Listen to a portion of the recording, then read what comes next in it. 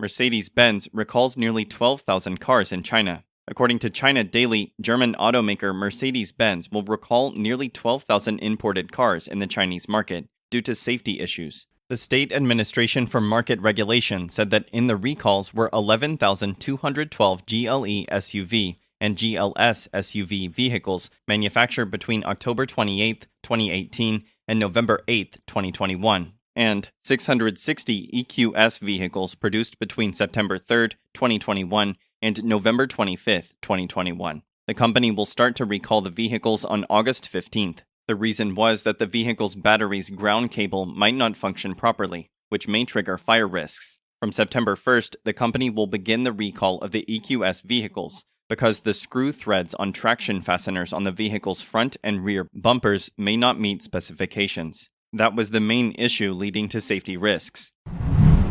Beijing. Charging e-bike illegally in the garage causes explosion. Chinese media reported that a video shared on the internet shows a man in Haidian, Beijing, riding his electric bike to the third floor of the underground garage for illegal charging. In a short while, the e-bike exploded. The flames and toxic fumes spread rapidly. The man was burned and limped away. Fortunately, there was no big fire in the garage. As reported by The World of Chinese, over the past 10 years, China has experienced almost daily e-bike explosion tragedies. The reason for the fires and explosions may originate from the battery. National technical standards favor lithium batteries, lighter and with higher capacity than traditional lead batteries, but much more expensive. There are weak standards for these batteries, but they still pass tests that show the battery's limits, like piercing or submerging in water.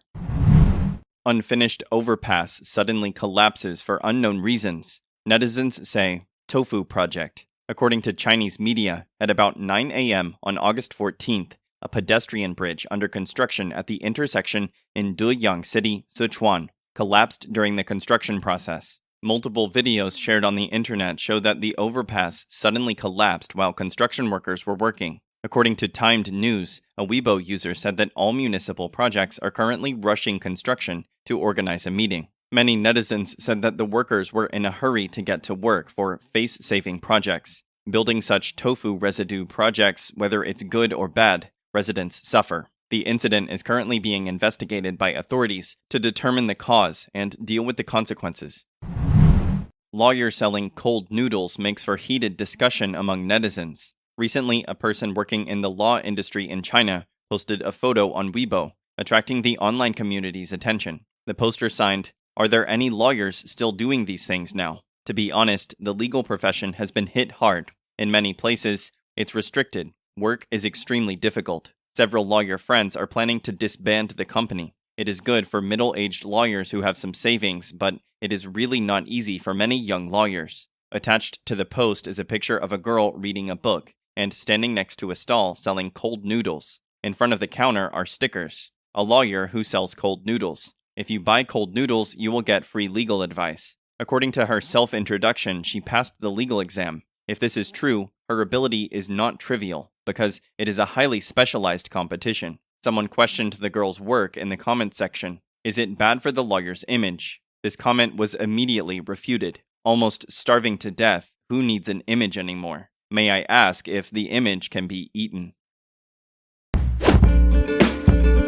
A nationwide wave of mortgage boycotts from house buyers in response to unfinished projects has put enormous pressure on Chinese property developers and authorities. According to Moment News, all localities in China have prioritized the assurance of house handovers to buyers. They have coordinated all parties to hold meetings and set up bailout funds. People began to think that the problem was gradually being resolved. But in the past several days, news emerged that many developers of unfinished buildings in the Central Plains region used a performance style. They pretended to resume work to fool the buyers. The developers hired a group of construction actors through labor agencies to knock on steel pipes, pull trolleys, and pretend to work on the construction sites. With these activities, it looked as if they were solving the problem. This is an adjournment strategy used by the developers. Some house buyers saw this performance and felt their hope was extinguished again. They were sitting at the unfinished buildings and crying. They didn't think the resumption of unfinished projects could be like this.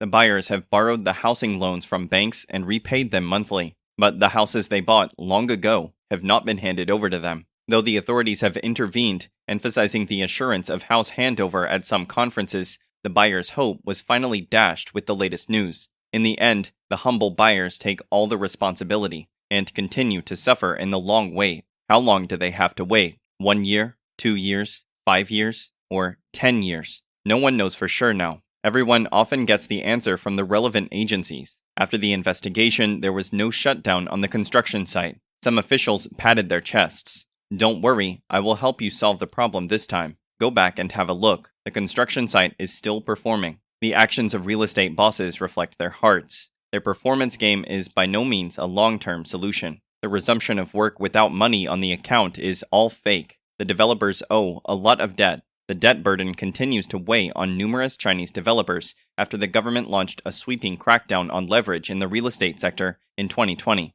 Since then, the house builders, including developer giants Country Garden and China Evergrande, exposed their weaknesses and defaulted on their debts one after another.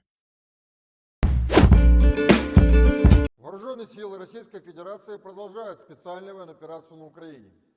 Высокоточным оружием ВКС России поражен пункт временной дислокации иностранных наемников в районе населенного пункта Золочев Харьковской области.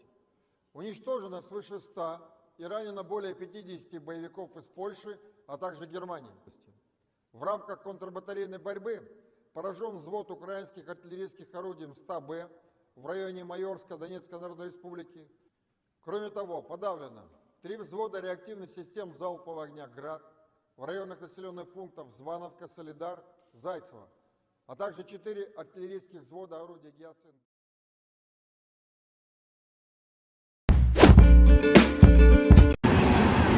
美国众议长佩洛西8月2号飞往台湾访问，几十万人线上紧盯美军波音 C-40C 专机动向。中共央视之前声称，中共海军和空军在多个地点对专机进行所谓的完全追踪和监视。中共学者声称，强烈震慑了美方。谁想要拿到制空权、制海权，他必须先要拿到制电磁权。不过，亲北京的南华早报14号引述消息人士报道，美国与中共在南海和台海上空进行激烈的侦察和电子战攻防，共军歼16D 等多架电战机、055型驱逐舰等，跟歼佩洛西专机失败了，因为在菲律宾海的美军雷根号航空母舰打击群借由电子干扰，让共军几乎所有的电战设备都无法正常运作，成了瞎子和聋子。南华早报它是一再的冲着习近平来拆台，尤其是曝光共军的这种电子战的能力呢，它让全世界都看到中共至少在短时间之内，它仍然是不具备可以拒止美军和日军介入台海的能力的。所以这个就使得习近平在国际社会他发出的威胁也好，包括他马上又要进行的新的一轮的军演等等，它都成为了一个笑话，对吧？就是一个底牌被人看穿的人呢，他其实是没有办法去下注的。电子战持续到了裴洛西离开后的中共台海军演，共军发射的导弹在美国台湾联手下被全面揭露。此外，美军8月5号调派了至少7架侦察机、早期预警机在台湾海域附近，包括了3架 P-8A 海神式反潜巡逻机、1架 U-2S 高空侦察机，配备了6架 KC-135空中加油机做后援。这显示中共出动了潜艇。拜登签署的芯片法案，所有的先进制程的，从设计、验证到生产的相关技术，包括那个 EDA 技术布线技术，全部都是对中共禁运的。如果你没有芯片的话，你就会知道，在战争中你没有任何胜算啊，因为战争最后打的就是算力嘛。如果台湾一旦这个就是丢失的话，那么很多中共等于拿到了去捏死美国跟西方国家的这个高科技，就是台积电嘛，就是那个很多芯片产业的关键技术等于被中共掌握了。新唐人亚太电视庄东旭报道。